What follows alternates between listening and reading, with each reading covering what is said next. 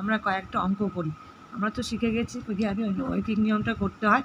তাহলে প্রথম অঙ্কটা কী আছে, 10টা আমের মূল্য 60 টাকা হলে 24টি আমের মূল্য কত। তাহলে আমরা কী শিখেছি, প্রথমে যেটা দেওয়া থাকে সেটা লিখতে হয়। তাহলে আমরা লিখি 10টি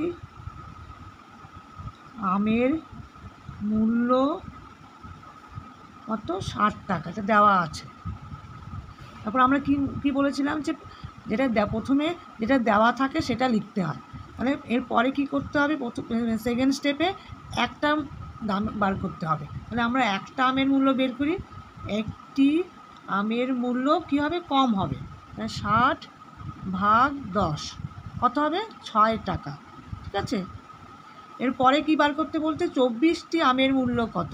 তাহলে আমরা একটি যদি আমের মূল্য 6 টাকা হয়, তাহলে 24টি আমের মূল্য তো বেশি হবে না। এখন বের করি, 24টি আমের মূল্য কত হবে, 24 গুণ 6, তাহলে কত হবে, 144 টাকা। তাহলে অ্যান্সার কী হবে, অতএব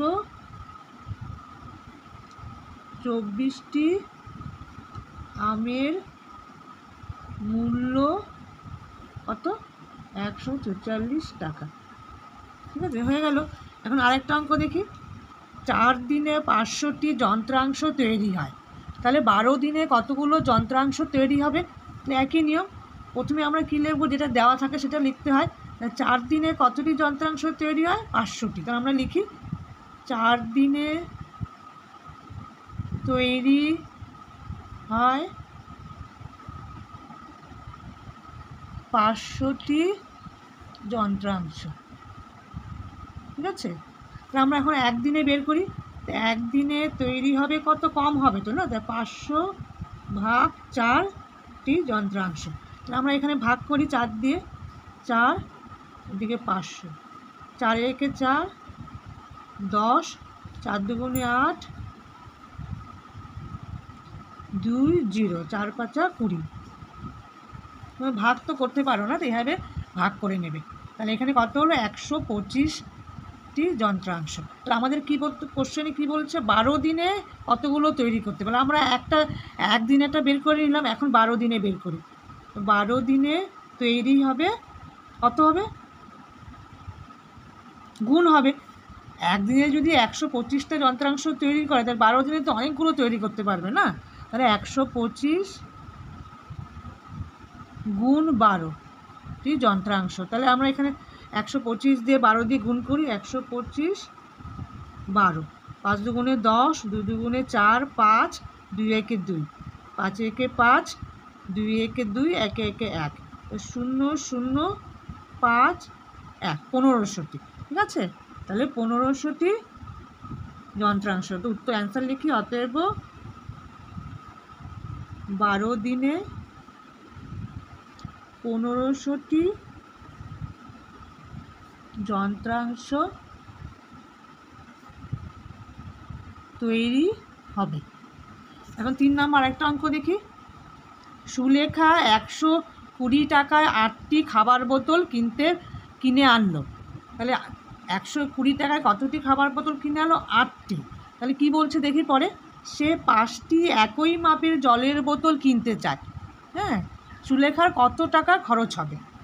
তাহলে আমরা কি বলি, 8টা জলের বোতল কিনতে কত টাকা লেগেছে, 120 টাকা। তাহলে বলছে 5টি জলের বোতলও কিনতে চায়। তাহলে আমরা প্রথমে কী লিখবো, যেটা দেওয়া থাকে সেটা লিখতে হয়। তাহলে আমরা একটু ঘুরিয়ে দিই আমরা। হ্যাঁ, তা 8টি সুলেখা, এখানে লিখি সুলেখা 8টি খাবার জলের বোতল কিনে কত টাকা, 120 টাকায় বলেই দিয়েছে। তাহলে আমরা কি এখন ঐকিক নিয়ম অনুযায়ী কী বার করবো, একটি খাবার জলের বোতল কিনতে তো কম টাকা লাগবে না। তাহলে 120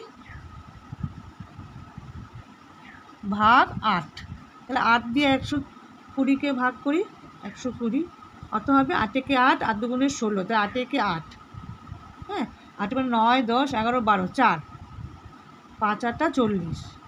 কত টাকা লাগে, একটা কিনতে ওর 15 টাকা লাগছে। তাহলে কী বললো, এখন 5টি একই মাপের জলের বোতল কিনতে কত টাকা খরচ হবে। তাহলে এখন বার করি, একটি যদি কিনতে যদি ওর 15 টাকা লাগে, তাহলে 5টি কিনতে কত টাকা লাগবে? বেশি লাগবে। 5টি খাবার বোতল, জলের বোতল কিনতে 15 গুণ 5 টাকা, তাহলে 5×15 কত? 75 টাকা।